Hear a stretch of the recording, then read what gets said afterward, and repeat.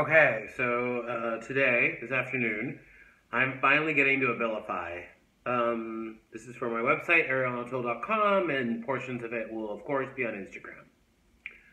So, the thing about Abilfy is it actually medicates a part of me that I don't like to talk about. Because it's the part of me that I get judged the most on.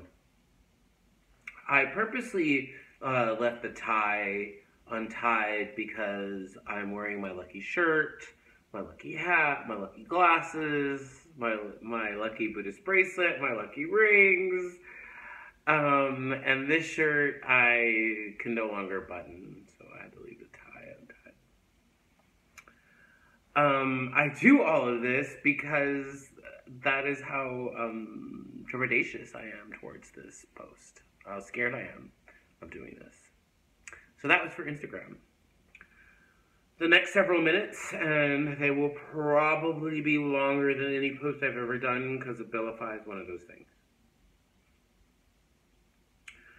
So years ago, I joined a study, and it was for Abilfy. I had read a blog, and the gentleman in that blog was writing about relief of symptoms that sounded so much like my symptoms that I thought, wow.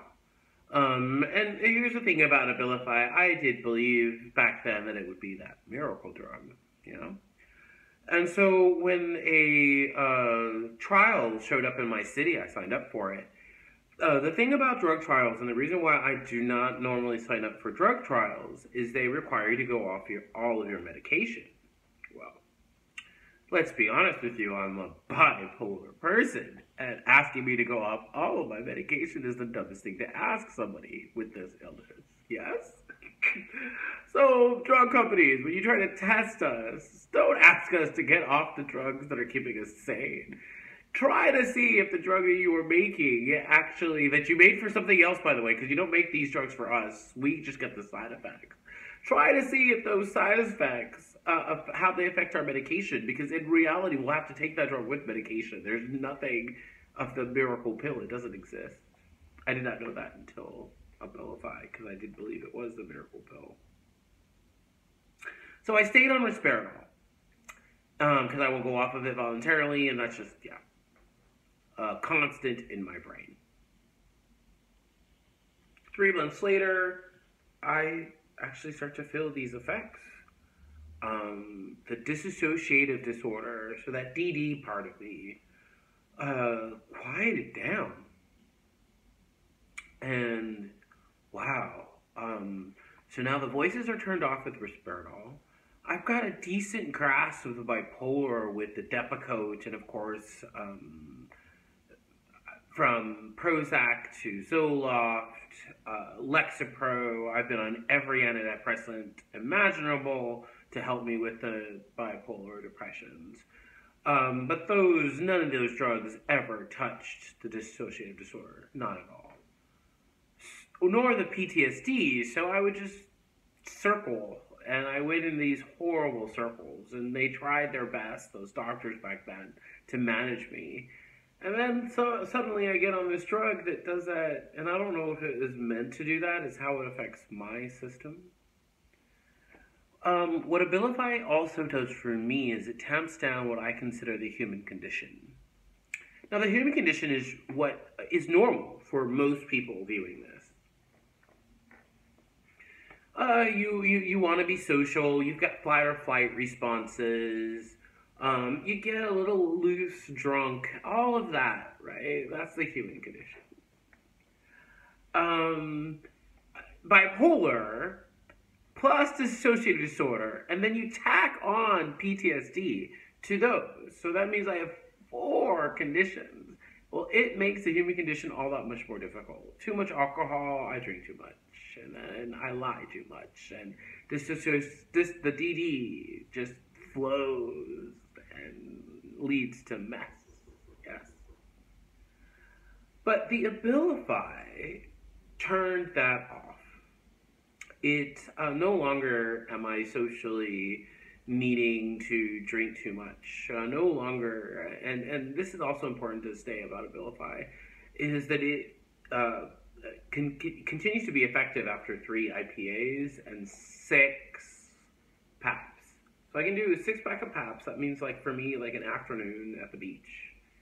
And my Abilfy is still working. Moving forward, I'm going to talk about the other things that I use that are non-prescribed to benefit me. And alcohol is one of them. And it's obviously a very tricky balance. Abilfy helps with that tricky balance. Problem, Abilfy is expensive, very expensive. So in the trial it was for free, and then I moved to, or not moved to, I'm in a city, and the Virginia Mason Medical Center, shout out to you, I received free samples, and I maintained. And I have to say this, for 5 years I was on Abilfy without going off, and in those 5 years I made real friendships that last to this day. I financially kept myself from going under. I traveled more. My life was much more vibrant and genuine. Now, yes, I was still bipolar and I still had PTSD, and it would be years before I found prazosin, so I still suffered from nightmares, and my life was nothing close to perfect. But I enjoyed it, and I always am looking and chasing for that. Unfortunately, I need Abilfy to do that, and before the ACA, I always played the highest deductibles. I will say, though, that those high deductibles were never more than $100. When $120, right before I switched to $120 for a 30-day prescription. And I could not at the time get a 90-day prescription on that. Okay. So ACA rolls through, and I sign up with Humana, and I'm going to go with this on Humana. I don't know if I like them or don't like them. I will say that after reading their website and crap, I realized back end that they didn't cover the amount that I needed, the 30 milligrams. So they only covered 10.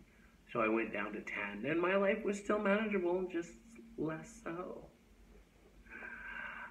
Then I moved to Boston, which has the best healthcare, and that, unfortunately, is Romneycare, so it's a Republican idea of healthcare, and I don't agree with it. I believe in the single-payer healthcare for all. But they did give me my Abilfy without question, without a huge copayment. They did. And so I thrived for that year, and I had problems getting it up to that time, and I thrived for that year. So then I made the stupid decision to move here to Tampa, Florida, just for finances. I didn't want to live in the ghetto. I wanted to live on the 20th floor with that view. Can you blame me? The consequence of that decision, though, was that Florida doesn't have good access to mental health. And I wrote about this. I journaled about this, but I didn't scream about it, because back then I wasn't capable. I had a homophobic therapist. I had one office, and I'm going to call you out, Baycare, who literally, because I couldn't come up with a copayment for that week, told me to never come back. And then my psychiatrist calls me back, says, let's come, because, not my psychiatrist, my therapist. Because my therapist and I were working together. You see a person once a week, they care about you. Well, when I tried to make that appointment, the office reiterated that I could not come back. So they overruled my therapist, and I chose to not call my therapist back, and I chose to leave that place. I then kind of rambled, and let's be honest, it was a bad year. It was a bad 6 months, almost 8, without my Abilfy. I circled down the drain. People here will know that. I don't like doing that. I don't like being bipolar. I don't like having dissociative disorder. I don't like having PTSD. Do you think I like being triggered just because someone says something that is innocuous, but to me it's something? Do you think I like taking the elevator ride and there's too many guys in there and all of a sudden I'm scared I'm going to get raped? Do you think I like that? I don't like that at all. I don't want any of those symptoms. I take my medication. I seek therapy. I seek help. So those symptoms are alleviated. When this country doesn't allow me that access, I am unable to be sane. So this is to President Donald Trump. I know you want to do something with healthcare. I know you do. I'm asking you, sir, as the president of this beautiful nation, don't forget those of us who suffer from mental illness. Don't forget those of us with the condition that needs good health care to be productive citizens. Because when you allow us access to that, when you open access to that, when you give us parity laws, so the individual who is suffering from kidney failure, and no, please, I get that, or even diabetes, please, I think you should get that care. Why shouldn't I get the same care? Is my mental brain not as important to you, Mr. President, to you Americans? Because I have a feeling I want to talk to you too. Is what I am not important? If it's not, that's okay. But if it is, if you care enough to give mental health access and medication access to those of us who are suffering from mental illness, you will see less shootings, you will see less domestic violence, you will see less rape, and you will also see less insanity. Isn't that what we all want? Okay. I don't know if I like this, but that was one take, and I'm not redoing it. Because I wore all my lucky stuff, and that should be a lucky take. Hey, everyone, I've run really long. I just wanted to say thank you, everyone, for following. I sincerely appreciate it. I got a comment for the first time, and it was a question, and I do love questions. So if you have questions about Abilfy, Risperidol, Depakote, go ahead and ask them. I am here to answer them. If I don't have the answer, I will ask somebody who does.